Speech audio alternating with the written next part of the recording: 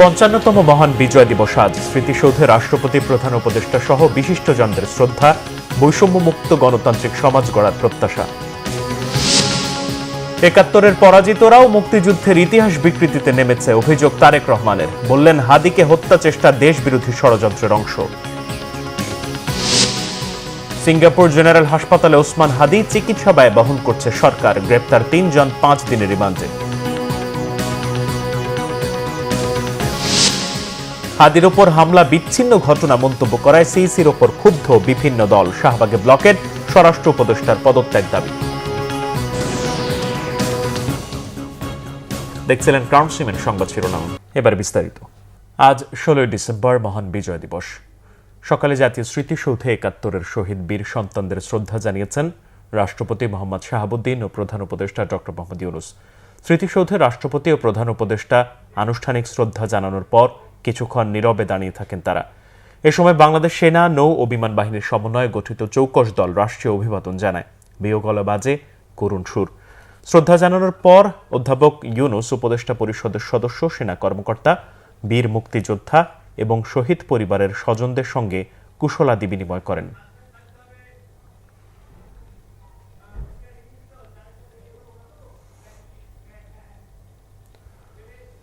মহান বিজয় দিবসে সেনাবাহিনীর ৩১ বার তোপধ্বনির মাধ্যমে মহান স্বাধীনতা যুদ্ধে নিহত বীর শহীদদের প্রতি গান স্যালুট করা হয়। প্রতি বছরের মতো এবারও যথাযোগ্য মর্যাদা এবং উৎসাহ উদ্দীপনায় মহান বিজয় দিবস উদযাপন করা হচ্ছে। তেজগাঁওয়ে ঢাকা পুরাতন বিমানবন্দর এলাকায় সূর্যোদয়ের সাথে সাথে বাংলাদেশ সেনাবাহিনীর একটি আর্টিলারি রেজিমেন্টের ৬টি গান দিয়ে ৩১ বার তোপধ্বনির মাধ্যমে মহান স্বাধীনতা যুদ্ধে আত্মোৎসর্গকারী বীর শহীদদের প্রতি গান স্যালুট করা হয়। ১৯৭১ সালের ১৬ ডিসেম্বর রচিত হয় বাঙালির গৌরবের নতুন অধ্যায়। লাখো শহীদের ত্যাগ, অসীম সাহস আর লড়াই এসেছে এদেশের স্বাধীনতা। ৯ মাসের রক্তক্ষয়ী মুক্তিযুদ্ধ শেষে এই দিনেই জাতি অর্জন করে চূড়ান্ত বিজয়। মহিবুল্লাহ মহিবের রিপোর্টে বিস্তারিত। আজ ১৬ ডিসেম্বর মহান বিজয় দিবস। লাল সবুজের পতাকা উড়িয়ে উল্লাসের দিন। মরণপণ সশস্ত্র যুদ্ধে শত্রুকে পরাজিত করে দেশের স্বাধীনতা অর্জনের যে বিজয়, ইতিহাসে তার তুলনা বিরল। তাই জাতির জন্য এই দিনটি গৌরবময়, অবিস্মরণীয় দিন। স্বাধীন জাতি হিসেবে বাঙালির আত্মপ্রকাশ ও পৃথিবীর মানচিত্রে সার্বভৌম দেশ হিসেবে বাংলাদেশের অভ্যুদয়ের আলোকোজ্জ্বল মুহূর্ত। তবে একই দিনে দিনটি গভীর বেদনারও। দেশকে পরাধীনতার হাত থেকে মুক্ত করতে অকাতরে জীবন উৎসর্গ করেছিলেন বাংলা মায়ের বীর সন্তানেরা। সম্ভ্রম হারিয়েছিলেন অগণিত মা বোন। অপরিসীম ক্ষতি হয়েছে জানমালের, যে ক্ষতি আজও পুষিয়ে উঠতে পারেনি বাংলাদেশের মানুষ। কৃতজ্ঞ জাতি বিজয়ের আনন্দের দিনে গভীর শোক ও শ্রদ্ধায় স্মরণ করছে আত্মদানকারী সেই শহীদদের, স্মরণ করছে বীর মুক্তিযোদ্ধাদের। এবারে বিজয় দিবস অনেকটা ১৯৭১ সালের ১৬ ডিসেম্বরের বিজয় দিবসের মতো। ৭১-এ ১৬ ডিসেম্বর আমরা বর্বর পাক বাহিনীকে পরাজিত করেছিলাম। এবার ২০২৫ সালের ১৬ ডিসেম্বর সেই মনে হয় যে সেই অতীতের সেই মুক্তিযুদ্ধের বিজয় দিবস আবার ফিরে এসেছেন। আশা করি আমরা যে বাংলাদেশ রক্তের বিনিময় পেয়েছিলাম ৭১ সালে, বর্তমান প্রজন্ম এবং আগামী দিনের প্রজন্ম সেই গণতান্ত্রিক সমৃদ্ধ বাংলাদেশকে আবার তাদের প্রচেষ্টার মাধ্যমে প্রতিষ্ঠা করতে সক্ষম হবে। তবে ৭১-এ যে স্বাধীনতার জন্য রক্ত দিয়েছিল মানুষ, প্রকৃত অর্থে অর্জিত হয়েছে কি সেই স্বাধীনতা? বিশেষজ্ঞরা বলছেন, ৫৫ বছরে কাঙ্ক্ষিত স্বপ্ন ছোঁয়া থেকে যোজন যোজন দূরে হতভাগা এই জাতি। ২৪-এর যে গণ অভ্যুত্থানের মাধ্যমে আমরা আশান্বিত হয়েছিলাম, তাই না? কিন্তু যারা এই ২৪কে নেতৃত্ব দিয়েছে তারা ওই জায়গাটা ধরে রাখতে পারেনি। মনে হচ্ছে তারা আস্তে আস্তে বিলীন হয়ে যাবে এই স্বপ্ন বাস্তবায়নের দীর্ঘ পথ পরিক্রমার মধ্যে তারা হারিয়ে যাওয়ার একটা সম্ভাবনা তৈরি হয়েছে। সুতরাং আমি মনে করি যে আমরা যে সম্ভাবনার দুয়ারটা খুলছিল আমাদের সামনে, সেই দুয়ারটা আবার এখনও বন্ধ হয় নাই। আমি আশাবাদী, এখনও বন্ধ হয় নাই, কিন্তু সেটা ফিরে আসার যে উদ্যোগ, ফিরে আসার যে চেষ্টা, সেই চেষ্টাগুলো তো আমরা দেখছি না। ছাত্র জনতার রক্ত দিয়ে লেখা ২৪-এর গণঅভ্যুত্থানের ইতিহাস থেকে এদেশের শাসক শ্রেণী শিক্ষা নেবে বিজয়ের দিনে, এমন প্রত্যাশার কথা জানান বিশেষজ্ঞরা। মুহিবুল্লাহ মুহিব, বাংলা ভিশন, ঢাকা। দর্শক, সাভার জাতীয় স্মৃতিসৌধে আছেন আমাদের সহকর্মী জাহাঙ্গীর আকন্দ। আমরা যুক্ত হব তার সাথে। জাহাঙ্গীর, স্মৃতিসৌধে এখন পর্যন্ত কারা কারা শ্রদ্ধা জানিয়েছেন আর তারা কি অভিব্যক্তি জানিয়েছেন? মাহমুদ, ভোরের আলো ফোটার সাথে সাথেই মহামান্য রাষ্ট্রপতি জাতির শ্রেষ্ঠ সন্তানদের প্রতি বিনম্র শ্রদ্ধা জানিয়েছেন। মহামান্য রাষ্ট্রপতি শ্রদ্ধা নিবেদনের পর প্রধান উপদেষ্টা ডক্টর মোহাম্মদ ইউনূস শ্রদ্ধা জানান জাতির সূর্য সন্তানদের প্রতি, জাতির শ্রেষ্ঠ সন্তানদের প্রতি। এ সময় তিন বাহিনীর প্রধান উপস্থিত ছিলেন। বিগলে সুর বেজে উঠেছে এবং তিন বাহিনীর প্রধান বিচারপতি সহ সরকারের বিভিন্ন গুরুত্বপূর্ণ ব্যক্তিবর্গ এ সময় উপস্থিত ছিলেন, উপদেষ্টারও উপস্থিত ছিলেন। তারপরে মূলত সর্বসাধারণের জন্য আপনার শ্রদ্ধা নিবেদনের জন্য খুলে দেওয়া হয়েছে জাতীয় স্মৃতিসৌধ। এখন সর্বসাধারণ শ্রদ্ধা জানাচ্ছে জাতির শ্রেষ্ঠ সন্তানদের প্রতি, বিনম্র শ্রদ্ধা জানাচ্ছে বিভিন্ন রাজনৈতিক দল, বিভিন্ন সামাজিক সাংস্কৃতিক সংগঠন। তো শ্রদ্ধা কিছুক্ষণ আগে উপদেষ্টারও শ্রদ্ধা জানিয়েছেন। তখন উপদেষ্টা রিজওয়ানা হাসান সাংবাদিকদের সাথে কথা বলেছেন। তিনি যেটি বলছেন যে নির্বাচনের মাধ্যমে নতুন করে বাংলাদেশ গণতন্ত্রের পথে যাত্রা করবে এবং সেই যাত্রা সুদৃঢ় হবে বলে তিনি আশাবাদ ব্যক্ত করেছেন। এবং একটা নির্বাচনকে ঘিরে একটা ভীতি ছড়ানোর একটা প্রচেষ্টা চলছে বলে তিনি মন্তব্য করেছেন এবং সেই প্রচেষ্টা যাতে কোনোভাবেই সফল না হয় সরকার সেদিকে সজাগ আছে এবং একটি অবাধ, সুষ্ঠু, নিরপেক্ষ নির্বাচনের মাধ্যমে দেশে যাতে গণতন্ত্র নতুন করে যাত্রা শুরু করতে পারে সরকার সেজন্য সব ধরনের প্রচেষ্টা অব্যাহত রাখবে এবং কোনো ধরনের অপ্রীতিকর এবং কোনো ধরনের অপ্রীতিকর ঘটনাকে তারা ছাড় দেওয়া হবে না, যে কোনো মূল্যে তা প্রতিহত করা হবে। তো এখন পর্যন্ত আর কিছুক্ষণ পরে বিএনপি সহ বিএনপির অঙ্গ সংগঠন জাতীয় স্মৃতিসৌধে বীর শহীদদের প্রতি, জাতির শ্রেষ্ঠ সন্তানদের প্রতি শ্রদ্ধা জানাবে। বিএনপির মহাসচিব মির্জা ফখরুল ইসলাম আলমগীরের নেতৃত্বে এখন বিভিন্ন সংগঠন, সামাজিক সংগঠন, রাজনৈতিক দল শ্রদ্ধা জানাচ্ছে। তো এই ছিল মাহমুদ জাতীয় স্মৃতিসৌধ থেকে সবশেষ খবর। জাহাঙ্গীর, আপনাকে ধন্যবাদ। দর্শক, যাচ্ছে অন্যান্য প্রসঙ্গে। নির্বাচন বাতিল করতে একটি পক্ষ নানা রকম তৎপরতা চালাচ্ছে জানিয়ে বিএনপির ভারপ্রাপ্ত চেয়ারম্যান তারেক রহমান বলেছেন, যারা জনগণকে ভয় দেখাতে চায় তারা ব্যর্থ হবে। জাতীয় নির্বাচন হবে সঠিক সময়ে। এ সময় তিনি আরো বলেন, আওয়ামী লীগ মুক্তিযুদ্ধের ইতিহাসের দলীয়করণের অপচেষ্টা করেছে। এখন ৭১-এর পরাজিত শক্তিও নতুন করে মুক্তিযুদ্ধের ইতিহাস তৈরির অপতৎপরতা চালাচ্ছে। এ সময় ওসমান হাদিকে হত্যা চেষ্টা দেশ বিরোধী চক্রান্তের অংশ বলে উল্লেখ করেন তারেক রহমান। নাবিল জাহাঙ্গীরের রিপোর্টে বিস্তারিত। বিজয় দিবস উপলক্ষে সোমবার বিকালে ইঞ্জিনিয়ার্স ইনস্টিটিউশনে আলোচনা সভার আয়োজন করে বিএনপি। এতে অংশ নেন বিএনপির বিভিন্ন স্তরের নেতাকর্মীরা। ৭১ ও ২৪-এর বিজয়কে নস্যাৎ করতে ষড়যন্ত্র চলছে জানিয়ে জনগণকে সতর্ক থাকার আহ্বান জানান বিএনপির স্থায়ী কমিটির সদস্য সালাউদ্দিন আহমেদ। দলটির মহাসচিব মির্জা ফখরুল ইসলাম আলমগীর বলেন, বাংলাদেশ উদারনীতির পথে হাঁটবে কিনা তার ফয়সালা হবে আগামীর নির্বাচনে। আমাদের দেশে বুদ্ধিবৃত্তিক দুর্বৃত্তায়ন হয়েছে আওয়ামী লীগের নেতৃত্বে। তারা বিভিন্ন রকমের বয়ান সৃষ্টির মধ্য দিয়ে এই গণতান্ত্রিক আন্দোলনের বিজয়কে, ফেসিবাদের পতনকে বিভিন্নভাবে কাহিনী মাখিয়ে আজকে এই গণতন্ত্রের বিজয়কে তারা কলঙ্কিত করতে চাইছে এবং আগামীতে গণতান্ত্রিক উত্তরণকে খুব সহজতর যাতে না হয় সেজন্য বহুবিধ ষড়যন্ত্রের জাল বিছিয়েছে। যে দলটি সেদিন 1971 সালে স্বাধীনতার বিরোধিতা করেছিল, সেই রাজনৈতিক শক্তি যারা 1947 সালে পাকিস্তানের বিরোধিতা করেছিল, তারা আজকে নতুন করে বাংলাদেশের স্বাধীনতাকে নস্যাৎ করতে চায়, গণতন্ত্রকে নস্যাৎ করতে চায়, মানুষের আশা আকাঙ্ক্ষাকে ধ্বংস করতে চায়। বন্ধুগণ, এই আগামী নির্বাচন আমাদের সেই নির্বাচন, যে নির্বাচনে এই দেশে উদার গণতান্ত্রিক একটা বাংলাদেশ আমরা নির্মাণ করব নাকি পশ্চাৎপদ একটা বাংলাদেশের দিকে চলে যাব, এই নির্বাচনে সেই সিদ্ধান্ত হবে। বন্ধুগণ, জনগণকে সাথে নিয়ে নির্বাচন ব্যাহতের ষড়যন্ত্র মোকাবেলার অঙ্গীকার করেন বিএনপির ভারপ্রাপ্ত চেয়ারম্যান তারেক রহমান। কারণে অকারণে শর্তের পর শর্ত জুড়ে দিয়ে কিংবা নানা অজুহাতে বাংলাদেশের স্বার্থ বিরোধী একটি চক্র নির্বাচন অনুষ্ঠানের পথে বারবার নানা রকম বিঘ্ন সৃষ্টির অপচেষ্টা তারা চালিয়ে যাচ্ছে, এখনো চলছে ক্ষেত্র বিশেষে। প্রিয় ভাই বোনেরা, সতর্ক থাকতে হবে, ষড়যন্ত্র কিন্তু এখনো থেমে নেই। গণতন্ত্রের পক্ষে সাহসী সন্তান ওসমান হাদিকে গুলি করার যে ঘটনাটি, এটা কিন্তু সেই ষড়যন্ত্রের অংশ।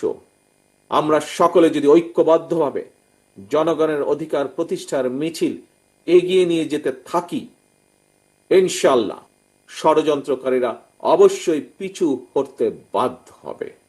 মুক্তিযুদ্ধের ইতিহাস বিকৃতিতে আওয়ামী অপচেষ্টার পর এবার ৭১-এর পরাজিত শক্তিও অপতৎপরতা চালাচ্ছে বলে তারেক রহমান অভিযোগ করেন। পতিত পলাতক একটি চক্র শুধুমাত্র নিজেদের হীন দলীয় স্বার্থে বাংলাদেশের স্বাধীনতা এবং মুক্তিযুদ্ধের ইতিহাসের বিকৃতি ঘটিয়েছিল। স্বাধীনতা এবং মুক্তিযুদ্ধের ইতিহাসকে চেষ্টা করেছিল, তারা করেও ছিল, অনেক ক্ষেত্রে দলীয় ইতিহাসে তারা পরিণত করেছিল। আর এই অপরামদর্শী অপচেষ্টার কারণেই পরিস্থিতির সুযোগ নিয়ে এখন আবার মুক্তিযুদ্ধের পরাজিত একটি চক্র বিজয়ের নতুন ইতিহাস রচনার অপচেষ্টা তারা করছে। বিএনপির ভারপ্রাপ্ত চেয়ারম্যান বলেন, স্বনির্ভর, সমৃদ্ধ ও গণতান্ত্রিক রাষ্ট্র গঠনের মাধ্যমেই ৭১ ও ২৪-এর বিজয়কে সংহত করতে চায় বিএনপি।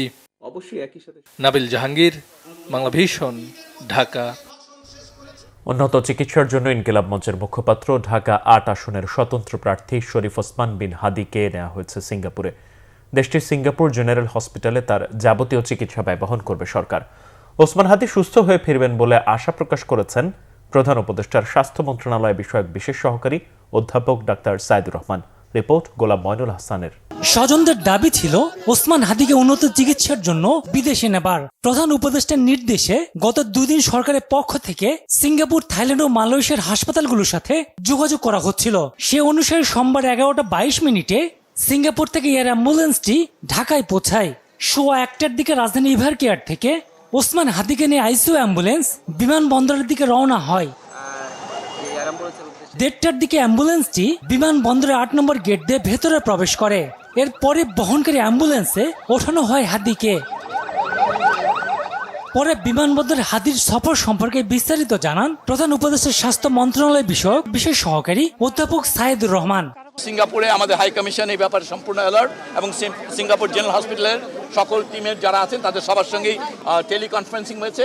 তারা নিশ্চিত করেছেন, এয়ার অ্যাম্বুলেন্স টিমের সঙ্গে টেলিকনফারেন্স করা হয়েছে, তারা নিশ্চিত করেছেন এবং এখন আমরা আশাবাদী যে তাকে অন্তত পক্ষে আমরা সিঙ্গাপুর জেনারেল হাসপাতালে, আপনারা জানেন এই অঞ্চলের মধ্যে নিউরোসার্জারিতে সবচেয়ে ভালো সেন্টার। এখন আমরা শুধুমাত্র হাদির জন্য দোয়া চাইব। আমরা আশা করব যে সবাই আপনারা দোয়া করবেন। হাদির শারীরিক অবস্থা বিবেচনায় নিয়ে চিকিৎসকরা তাকে 4 ঘন্টার এই সফরে সম্মত হয়েছেন বলে জানান তিনি। সিঙ্গাপুর জেনারেল হাসপাতাল এবং এভারকেয়ার 2 কর্তৃপক্ষ যখন সন্তুষ্ট হয়েছেন যে উনি 4 ঘন্টা ফ্লাইট করার জন্য উপযোগী, তৎক্ষণাৎ আমরা ওনাকে আসলে শিফট করিয়েছি। এখন আপনারা সবাই দোয়া করবেন। আমরা বলতে চাই যে ওনার আঘাত সম্পর্কে আপনারা ইতিমধ্যে অনেকবার শুনেছেন। ওনার গুলিবিদ্ধ যে মস্তিষ্ক, সেটা ছাড়া বাকি অর্গানগুলো আল্লাহর রহমতে বলা যেতে পারে কিডনি, হার্ট এবং রেসপিরেশন, এই 3টি ক্ষেত্রে এখন পর্যন্ত এটাকে নিয়ন্ত্রণযোগ্য। গত শুক্রবার রাজধানীর বিজয়নগর এলাকায় গুলিবিদ্ধ হন হাদি। প্রথমে ঢাকা মেডিকেল কলেজ হাসপাতালে, পরে একই দিন এভারকেয়ার হাসপাতালে নেওয়া হয় তাকে। চিকিৎসকরা বরাবরই বলেছেন হাদির অবস্থা আশঙ্কাজনক। গোলাম ময়নুল হাসান, বাংলা ভিশন, ঢাকা। এদিকে ইনকিলাব মঞ্চের আহ্বায়ক ওসমান হাদিকে হত্যা চেষ্টার ঘটনায় প্রধান আসামি ফয়সাল করিম মাসুদ, রাহুল দাউদের স্ত্রী শাহিদা পারভিন সামিয়া, শালক ওয়াহিদ আহমেদ, তার বান্ধবী মারিয়া আক্তার লিমাকে 5 দিনের রিমান্ডে নিয়েছে পুলিশ। এদিকে হাদি হত্যা চেষ্টার মূল অভিযুক্ত ফয়সালের ঘনিষ্ঠ সহযোগী সন্দিগ্ধ কবিরকে নারায়ণগঞ্জ থেকে গ্রেপ্তার করেছে র্যাব। সোমবার ঢাকার অতিরিক্ত চিফ মেট্রোপলিটন ম্যাজিস্ট্রেটের আদালত এই রিমান্ড মঞ্জুর করে। এর আগে মামলার তদন্ত কর্মকর্তা ডিবি পুলিশের পরিদর্শক ফয়সাল আহমেদ আসামিদের আদালতে হাজির করে অভিযোগের বিষয়ে জিজ্ঞাসাবাদের জন্য 7 দিন করে রিমান্ড চেয়ে আবেদন করেন। মামলার অন্যতম অভিযুক্ত আসামি ফয়সাল করিম মাসুদকে এই আসামিরা হত্যা চেষ্টায় সহযোগিতা ও পালাতে সহায়তা সহ বিভিন্ন ধরনের সহযোগিতা করেছেন অভিযোগ করে ফয়সালের অবস্থানের তথ্য বের করতে আসামিদের বিরুদ্ধে 7 দিনের রিমান্ড আবেদন করা হয়। শুনানি শেষে আদালত তাদের 5 দিন করে রিমান্ড মঞ্জুর করেন। প্রধান নির্বাচন কমিশনার এএমএম নাসির উদ্দিন বলেছেন, নির্বাচন ঘিরে কোনো ধরনের শঙ্কা নেই, সবাইকে সঙ্গে নিয়ে সময় মতোই নির্বাচন হবে। ত্রয়োদশ জাতীয় সংসদ নির্বাচনে তরুণ ভোটারদের নিয়ে রাজধানীর গুলশানের আলোকি মিলনায়তনে ইউথ ভোটার কর্মসূচি উদ্বোধন করে কথা বলেন তিনি।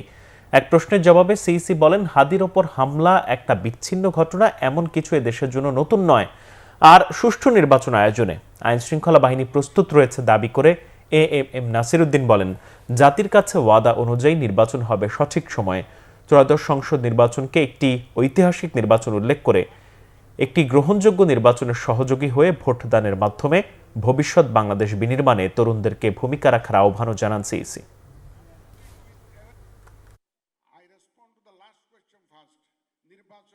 আইনশৃঙ্খলা অবনতি হলো কোথায়? একটু মাঝে মধ্যে দুই একটা খুন খারাপি হয়, এই যে হাদির একটা ঘটনা হয়েছে, আমরা এগুলো বিচ্ছিন্ন ঘটনা বলে মনে করি। এই ধরনের ঘটনা তো সবসময় ছিল। আগে কি আহসানুল্লাহ মাস্টার খুন হয় নাই? এরকম তো অনেক আগে হয়েছে, ঘটনা তো অনেক আছে। আমাদের কিবরিয়া সাহেব, যে ফরমার ফরেন মিনিস্টার কিবরিয়া সাহেব খুন হন নাই? ইলেকশন এই ধরনের ঘটনা হয় বাংলাদেশে, এগুলো নতুন কিছু না। সুতরাং আইনশৃঙ্খলা পরিস্থিতির বড় উন্নতি হয়েছে। আপনার 5ই আগস্ট 24-এর সাথে তুলনা করুন, রাত্রে ঘুমাইতে পারেছেন। 4-5 দিন, এক সপ্তাহ যখন থানাগুলো অপারেশনাল ইনঅ্যাক্টিভ ছিল, পুলিশ স্টেশন ওয়ার্ক করছিল না, তখন আমরা যে অবস্থা ছিল, এখন তো অনেক উন্নতি হয়েছে।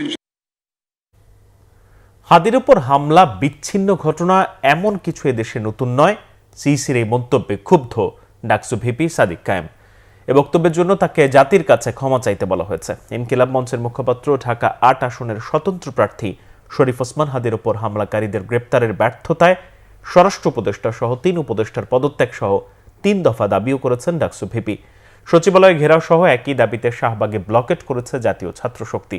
এসব দাবিকে যৌক্তিক বলেছেন স্বরাষ্ট্র উপদেষ্টা। রিপোর্ট জিয়া খানের। সোমবার দুপুর 12টার দিকে রাজধানীর শাহবাগ মোড় অবরোধ করে জাতীয় ছাত্র শক্তির নেতাকর্মীরা। ইনকিলাব মঞ্চের মুখপাত্র শরীফ ওসমান হাদির উপর হামলাকারীদের গ্রেফতারে ব্যর্থতায় স্বরাষ্ট্র উপদেষ্টার পদত্যাগ দাবি তাদের। দিনে দুপুরে প্রকাশ্য দিবালুকে একটা এলিট পার্সন ক্যান্ডিডেটকে গুলিবিদ্ধ অবস্থায় জীবন মৃত্যুর সন্ধিক্ষণে আজকে 4 দিন যাবৎ হাসপাতালে, অথচ আমাদের স্বরাষ্ট্র মন্ত্রণালয়, আমাদের প্রশাসন, আমাদের রাষ্ট্রযন্ত্র, আমাদের সরকার অথর্ব। আইনশৃঙ্খলা বাহিনীর অধঃপতনের কারণে জিনিসটা এরকম হয়েছে, নাহলে তো ধরার কথা ছিল, ধরতে পারেনি। আমরা জুলাই তো করছি ফেসিবাদী দূর করার জন্য, অন্যায় অনাচার জুলুম, তারপরে চাঁদাবাজি টেন্ডারবাজি, এগুলো তো দূর করার জন্য, কিন্তু ঘুরে ফিরে না সেখানেই চলে যাচ্ছে। 12 ফেব্রুয়ারি নির্বাচনের আগে স্বরাষ্ট্র উপদেষ্টার পদত্যাগ চান তারা। জুলাই আন্দোলনের সম্মুখ সারি যোদ্ধাদেরকে একই সঙ্গে সামনে ইলেকশনের সময়টাতেও দেশকে স্থিতিশীল রাখতে পারবেন, আমরা সেরকম স্বরাষ্ট্র উপদেষ্টা চাই। এদিকে 3 দফা দাবিতে সচিবালয় ঘেরাও কর্মসূচি পালন করে ঢাকা বিশ্ববিদ্যালয় কেন্দ্রীয় ছাত্র সংসদ। এই সময় তারা 48 ঘন্টার মধ্যে আওয়ামী লীগের বিরুদ্ধে চিরুনি অভিযানের দাবি করেন। উসমান হাদির উপর গুলিবর্ষণের সঙ্গে জড়িত প্রত্যক্ষ হামলাকারী, পরিকল্পনাকারী ও সহায়তাকারী সকল সন্ত্রাসীদেরকে গ্রেপ্তার করতে হবে। আগামী 48 ঘন্টার মধ্যে নিষিদ্ধ লীগের বিরুদ্ধে এলাকাভিত্তিক চিরুনি অভিযান শুরু করতে হবে। ভারতীয় আধিপত্যবাদের বিরুদ্ধে প্রথম ও অপরিহার্য পদক্ষেপ হিসেবে খুনি হাসিনাকে দেশে ফিরিয়ে এনে তার বিরুদ্ধে মানবতা বিরোধী অপরাধে প্রদত্ত রায় কার্যকর করতে হবে। এই দাবি অনতিবিলম্বে না মানা হলে এবং আইন শৃঙ্খলা পরিস্থিতি দৃশ্যমান পরিবর্তন না দেখাতে পারলে স্বরাষ্ট্র উপদেষ্টা, আইন উপদেষ্টা এবং পররাষ্ট্র উপদেষ্টাকে পদত্যাগ করতে হবে। ডাকসু প্রতিনিধি দলের সাথে সাক্ষাৎ শেষে স্বরাষ্ট্র উপদেষ্টা বলেন, তাদের দাবির সাথে তিনিও একমত। তার প্রতিটা দাবি যৌক্তিক।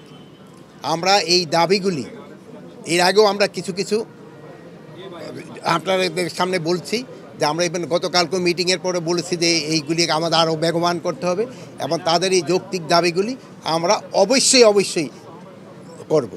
হাদির উপর হামলাকারীদের সম্পর্কে এখনই সবকিছু বলা যাবে না বলে মন্তব্য করেন অবসরপ্রাপ্ত লেফটেন্যান্ট জেনারেল জাহাঙ্গীর আলম চৌধুরী। জিয়া খান, বাংলা ভিশন, ঢাকা। ওসমান হাদিকে গুলির ঘটনা বিচ্ছিন্ন, প্রধান নির্বাচন কমিশনারের এমন বক্তব্যে ক্ষুব্ধ প্রতিক্রিয়া জানিয়ে ব্যাখ্যা দিতে বলেছেন জামাতের আমির ডাক্তার শফিকুর রহমান। হামলাকারীদের এখনও গ্রেপ্তার করতে না পারায় সরকারের কার্যক্রম নিয়ে প্রশ্ন তোলেন তিনি। এই ঘটনায় ব্যর্থতার দায় নিয়ে স্বরাষ্ট্র উপদেষ্টার পদত্যাগ করা উচিত বলেও মন্তব্য করেন জামাত আমির।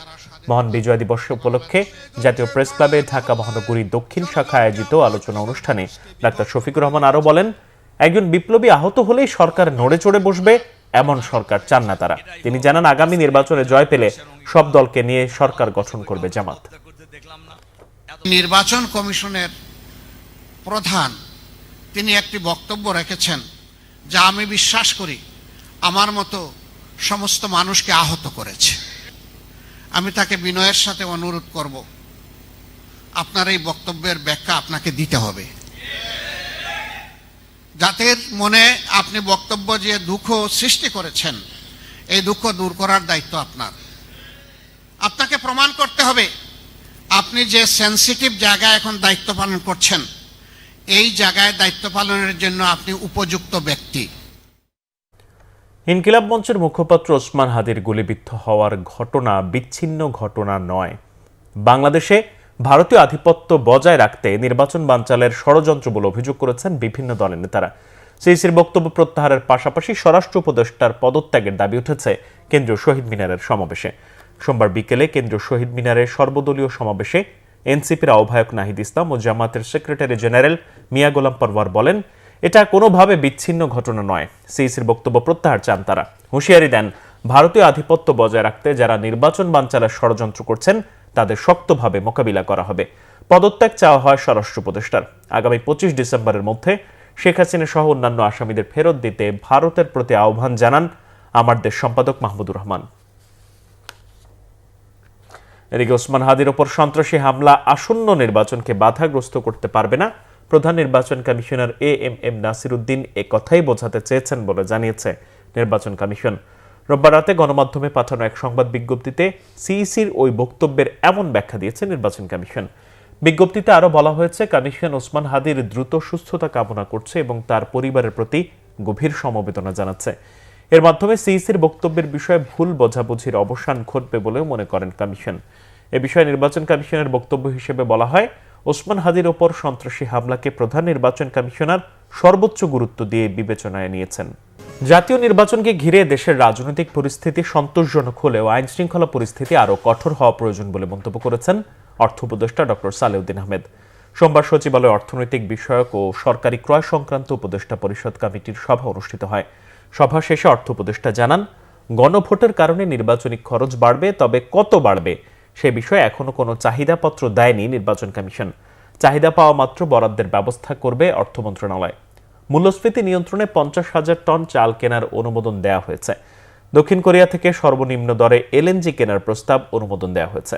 আগে ইউনিট প্রতি $12 থেকে $13 কেনা হলেও এবার কেনা হচ্ছে $9.9 দরে। সামষ্টিক অর্থনীতি নিয়ে সন্তুষ্ট, মাইক্রো লেভেলে কিছু দুর্বলতা রয়েছে। অর্থ উপদেষ্টা জানান, শরীফ ওসমান হাদির উন্নত চিকিৎসায় অর্থ কোনো বিষয় নয়। তার চিকিৎসায় এয়ার অ্যাম্বুলেন্স সহ প্রয়োজনীয় অর্থ খরচ করা হচ্ছে মন্ত্রণালয়ের তহবিল থেকে। এই ছিল এখনকার মতো। পরের সংবাদ সকাল 10টা, এর আগে 9টায় রয়েছে নিউজ টপ 10 দেখার আমন্ত্রণ রইল। এতক্ষণ সাথে থাকায় ধন্যবাদ সবাই।